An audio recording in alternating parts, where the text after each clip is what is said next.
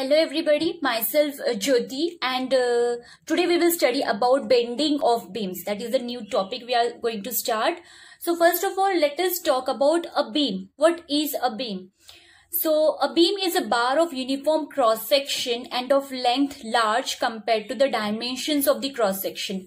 Beam यानी consider this, यहाँ पे क्या हो रहा है कि लेंथ बहुत ज्यादा है as compare to its cross section. So ऐसा जो भी रहेगा bar of uniform cross section उसे हम लोग बोलेंगे beam.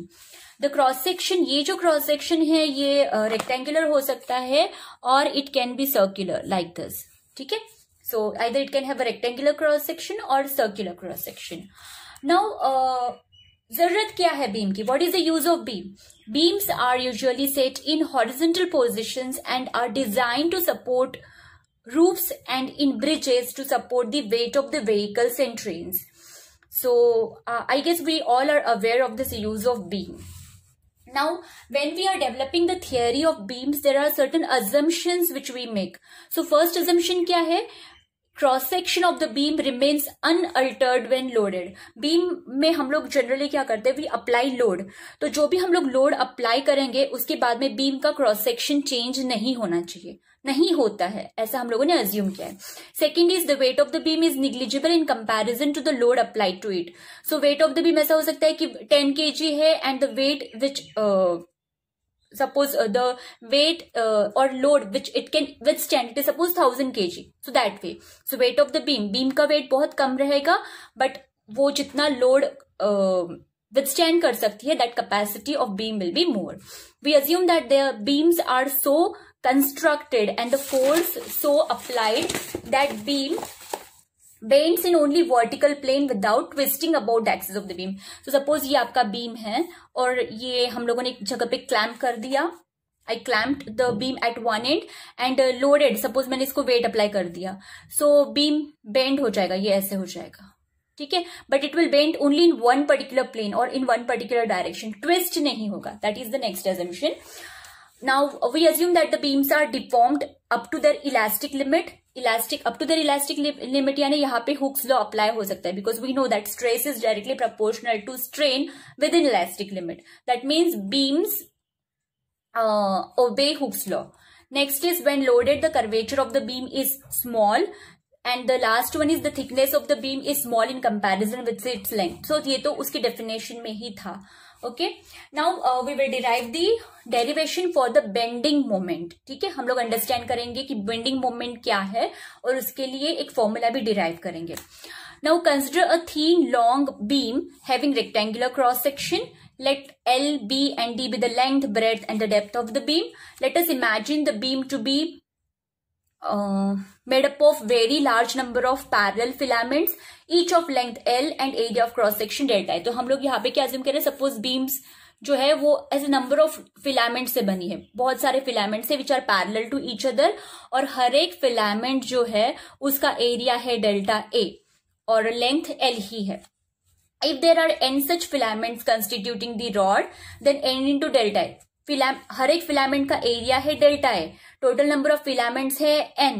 So n into delta A करेंगे तो that will be equal to B D, because B D it is nothing but the area of cross section of the beam. Because हम लोगों ने यहाँ पे rectangular cross section beam consider किया है. So rectangle का area we know that it is given by B into D. और यहाँ पे हम लोगों ने कंसिडर किया है कि बीम में बहुत सारे फिलामेंट्स होते हैं, ईच फिलामेंट का एरिया डेल्टा ए है और ऐसे एन फिलामेंट्स है तो टोटल एरिया कितना हो जाएगा? N into delta A. So we have B D equals to N delta ए.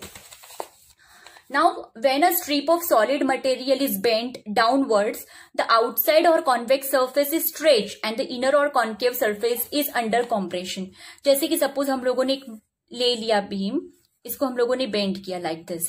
तो see look at this upper surface. Outer surface जो है वो क्या हो गया? स्ट्रेच हो गया. The surface is stretch and look at the inner surface. Inner surface is compressed. ठीक है, हाउ एवर इन बिटवीन, इन दोनों के बीच में एक लेयर ऐसा होता है which is neither compressed nor expanded. So neither stretched nor compressed. That layer remains unstrained and is called as neutral plane or neutral surface. क्या हो रहा है यहाँ पे? ऊपर का outer जो layer है that gets stretched inner layer जो है दैट गेट्स कॉम्प्रेस्ड, लेकिन in between there is one layer that which is neither stretch nor compressed, that is called as neutral layer और neutral surface or neutral plane. The line or axis cut by the neutral surface in the plane of bending, it is called as neutral axis. Now हम लोग उसी का एक portion consider कर रहे हैं. Suppose this is the bent position of the beam. उसका छोटा सा part हम लोगों ने consider किया. When the beam is not bent, all fibers are parallel. All fibers or you can call as filaments, है ना? हम लोगों ने consider किया था कि the beam it is made up of number of filaments. ऐसे which are parallel to each other. So हम लोग क्या कंसिडर कर रहे हैं, जब बीम को हम लोगों ने बेंट नहीं किया है, all filaments will be parallel to each other and equal in length. Consider a small part of the neutral axis NN dash. Consider a part of the fiber AB at a distance R from the neutral axis. हम लोगों ने क्या consider किया, small part of the beam consider किया at a distance R from the neutral axis. NN dash क्या है, neutral axis है और ये complete distance A to O है R plus R, N dash to O distance है R, that means ये जो है डिस्टेंस A N और B N dash, this is smaller, right? So consider a part of a fiber AB at a distance R from the neutral axis having the same length NN dash and exactly above it. Now let the beam is bent such that NN dash is bent into an arc of radius R. ये देखिए, this is the arc of radius R. ये NN dash neutral axis है, यहां तक का distance R, यहां तक का distance R plus R. So यहाँ ये जो डिस्टेंस है that is small R. So now let the beam be, ये हो गया. So AB being the curve being above the neutral axis undergoes expansion in the bent position. See this NN dash it will be equals to R phi. This is the formula, arc का जो formula होता है. So NN dash it will be R into phi and AB it will be equals to R plus R into phi. So वही formulas हम लोगों ने लिखे हैं. NN dash equals to R phi, AB equals to R plus R into phi. So what is the change in length of the fiber? Change in length of the fiber is R plus R into phi minus R phi. So R phi will get cancelled. We will get R phi. Now longitudinal strain on the fiber will be, हम लोग strain कैसे define करते हैं? It is change in length upon original length. Change in length क्या है? R phi. Original length कितना था? R phi, capital R phi. So phi will get cancelled. We will get R upon R. This is longitudinal strain. Now we know that the formula for Young's modulus is longitudinal stress upon longitudinal strain. So stress का formula क्या हो जाएगा? Y multiplied by longitudinal strain, cross multiply. So stress it is equals to Y multiplied by longitudinal strain. Longitudinal strain की value हम लोगों ने calculate की R upon R. So stress क्या हो जाएगा? R upon R into Y. So we know that force it is nothing but stress it is nothing but force per unit area. So force क्या हो जाएगा? Stress multiplied by area. So R upon R into Y, stress multiplied by area delta A. ठीक है? Because stress it is equals to force upon area. तो force will be stress into area. That is by this formula. Okay. Now this tensile forces acting on the fibers above the neutral plane are directed outwards, causing elongations, while the forces on fibers below the neutral plane are directed inwards, causing contractions. And these opposite non-collinear forces constitute a couple, restoring couple, which tries to restore the beam to its original form. यहाँ पे couple रहेगा. So moment of this force or couple F about the neutral axis is dm equals to, we know that the formula for couple is F multiplied by R. F हम लोगों ने calculate किया Y upon R into R delta A और फिर से ये R. So हम लोगों को मिलेगा Y upon R, R square delta A. Total moment equals to M equals to Y upon R summation R square delta A. Summation R square delta A can be written as IG and it is called as geometrical moment of inertia of the beam. तो पहले हम लोग IG की value find out करेंगे. Summation R square delta equals to delta A into summation R square. Summation R square हम लोग लिख सकते हैं R1 square plus R2 square plus R3 square up to Rn square.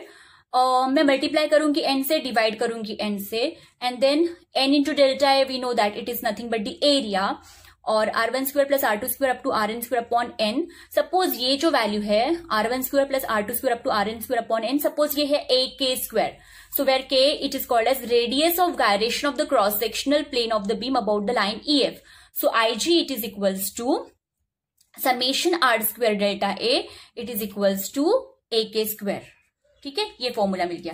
तो summation R square delta की जगह हम लोग क्या मिला, A K square. So M की वैल्यू क्या हो जाएगी, y upon R into I G. ठीक है, so am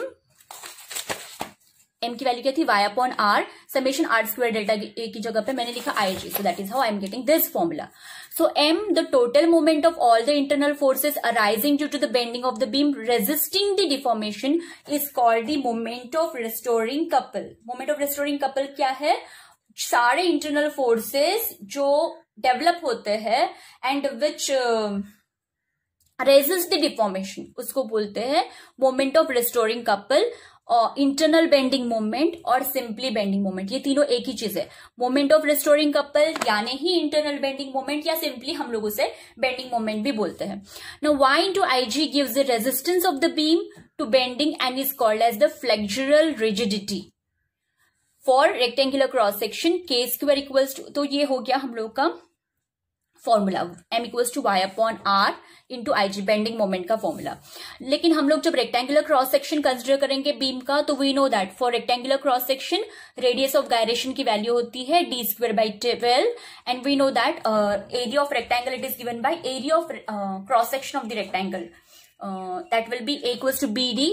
so I G equals to A K square, तो a की वैल्यू है बी डी, के स्क्वायर की वैल्यू है d स्क्वायर अपॉन 12, सो मुझे मिल जाएगा B D cube by 12. So for rectangular cross section, IG is BD cube by 12. For circular cross section के लिए radius of gyration की value होती है k square equals to r square by 4, and area of circular cross section we know that it is given by pi r square. So IG हो जाएगा a k square pi r square into r square by 4, that means pi r raised to 4 upon 4.